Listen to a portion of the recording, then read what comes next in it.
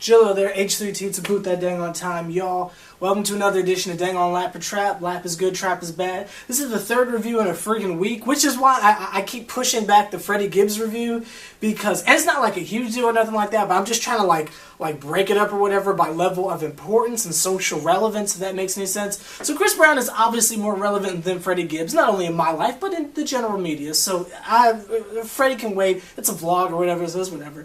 But that's neither here nor there. Also, other side note, I know you guys are waiting for me to talk about Chris, but I'm getting unnaturally bougie when it comes to my videos. Like, I was almost like, oh, should I film it on the ranting bench? That's like 2 videos in a row, and I'm sitting in the same place with the same shirt. I'm getting way too bougie, but that's neither here nor there. Let's talk about the dang on mixtape.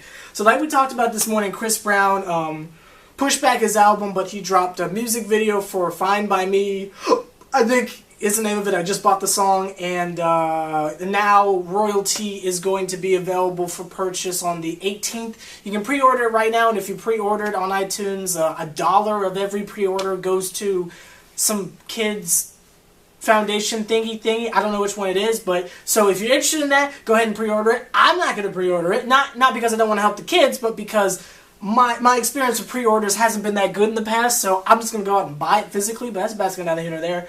But, yeah, so that's the Dang On album. Let's talk about the mixtape Before the Party. Is that what it's called? Let me check my notes. Yes, Before the Party. Now, this was 34 tracks of music. Now, I'm going to go here for a second. No Chris Brown. See, Chris Brown pun and a Chris Brown review. I don't want to go there. Can't sing. I've been doing vocals for the 6th act, which is so difficult. Oh my gosh, so much harder than rap. But that's not here nor there. So I'm going to go there for a second. No, Chris Brown, don't judge me. But 34 tracks of music is a lot. 34 tracks is a lot of freaking music. And I'm noticing everybody's trying to do this thing where it's like, oh, we're just going to put out a crap ton of music and blah, blah, blah. And oh, it's going to be awesome because there's so much.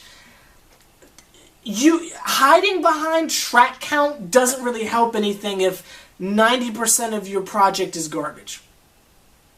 I'm sorry, it just doesn't work. Now, I know I just dropped a project that was 38 tracks long, but that's like, me personally, I think every track on there is good, so, you know, I don't feel like I fall into that category. But hey, you can throw good old H+III+T in there, that's cool. I just don't feel like you can hide behind a lot of content. If you're not dropping quality stuff, who are you trying to fool? And that's what I honestly thought Chris Brown was going to fall into here. We get right into it. The first 2 songs were They were just kind of empty. This whole project felt like a bunch of not even album cuts, but just throwaways that either didn't make X or didn't make Royalty, which is okay because it's Chris Brown, and you know, sometimes his worst is still kind of good, but this time it was just a little bit overbearing. The first track, I don't even like saying this on camera, but the first track I liked was track 3.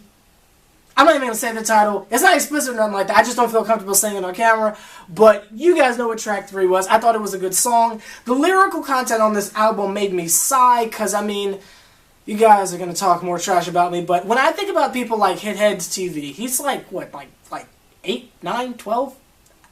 I don't know how old he is, but it's like, knowing that he listens to the type of music that I'm reviewing, and I listen to Chris Brown and all the stuff he's talking about, and I know Hithead's hearing worse, and my other younger subscribers, and all these other people out there who are younger, who are listening to this style of music, Chris Brown, if you want to be an influence, you know, he's got tracks on here where he's saying, oh, I'm influencing the children, they have straight A's, and they used to be saying screw school. If you really want to be a good influence, how about you not be so explicit in your songs? I mean, some of these songs are just disgusting. Now, I just finished listening to No Ceilings 2, so I already sat through a dang on Halloween XX tape audio play, but now we're gonna have to deal with Chris Brown. You know, can't we just, don't censor yourself? I know freedom of speech, but could you take it down just a little bit? You got little kids listening to you with very fragile, innocent ears that you're destroying. But that's neither here nor there. So that song, Gotta Get Up, that's okay. All I Need featuring Wale, was that a throwaway from a DJ Khaled song? That was cool. Come Home Tonight, that was cool. It started out kind of mad, but it's got a cool chorus. Desperado, that's a cool song, got a great beat. Trust me, the beat is what carried it. Chris Brown's not really doing anything special on it. But back to what I was saying earlier. Those are songs I liked. In case you're wondering, it is a lap, but it was a struggle for me to give it a lap. Spoiler alert, I'm going to give Freddie Gibbs a trap for this exact same reason. If there is, no joke, there's a drop-off point of 16 tracks on this mixtape by Chris Brown that are booty water. I mean, straight garbage, just freaking Iverson, just boom, into the recycling bin, garbage. But he picks it up with about 6 songs sprinkled in the beginning and sprinkled in the end. I hesitantly, no Gerard Way hesitant alien, gave him a lap because I took about 6, which is cool, but 6 out of 34 is not good, Chris. I'm trying to cut the man some slack because it's throwaways. But when you got songs on here like I Can't Win, Chris, you already have a song called Can't Win. That was a throwaway from X. He's not even paying attention. I'm going to give you a lap because there was some good stuff that shined here. And even some of the stuff I let go, if I was in better spirits, I might have picked it up. But when you look at someone like a Freddie Gibbs, where this is a legitimate album, and we've got track after track that's like, okay, I get it, and I can't. That's why I've been really that's why I haven't been reviewing as many things as you guys would like me to. Because I just be giving out trap after trap. To me, no one is putting out real album quality stuff. And I know this is a mixtape, this is throwaways. I'm kind of reviewing 6 things at once right now. My bad if you're not following me. But this year, I just haven't heard a complete body of work from anyone. I'm hoping the album Chris Brown's going to drop is going to be good. I still have faith that might be album of the year. Still got faith in that. But everything else is the same thing. It's like 2 or 3 tracks here and there, that's alright. But then I'm suffering through the rest of it. And it shouldn't be like that. Your album cuts should be like the stuff I'm clinging to and bringing up on camera saying, oh, but you ain't a real fan if you ain't get this one. You feel me? I'm not getting that from anything this year. And I've been getting everything, y'all. I got Big Sean, Kelly Clarkson, Tyga Chris Brown, both of Tyga's projects. I'm going to listen to the newest one that drops on the same day as Chris Brown. They haven't. That's not even there. I'm not going to go there. But I've listened to just about everything. I listened to Escape the Fade. I got the Devil Wears Prada. I've listened to...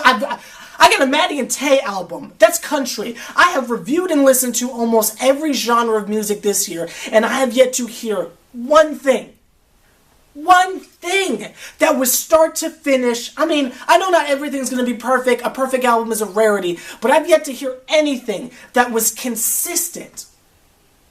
I'm just not hearing it, guys. What's up with 2015? I don't know. But let me know what you guys thought of the tape. It's a lap just because it's throwaways and, you got to cut them some slack. But out of 34 tracks, I'm coming away with 6. Come on, man. And did y'all see the track list for Royalty? Why is Back to Sleep the first song? Does that sound like something to start an album off to? And the album is named after your daughter. The stuff you talking about in Back to Sleep, sir. Although I will give him credit. The music videos are all consistent and it's telling one story. That's pretty cool on some My Chem Danger Days type stuff. That's cool. I don't know what the story is telling me. Now he's a superhero, but that's cool. I'm just getting a little worried. But that's not even there. Like, comment, subscribe, H+III+T. Have you liked all the foolishness happening with Chris Breezy? And, yeah, the video's over.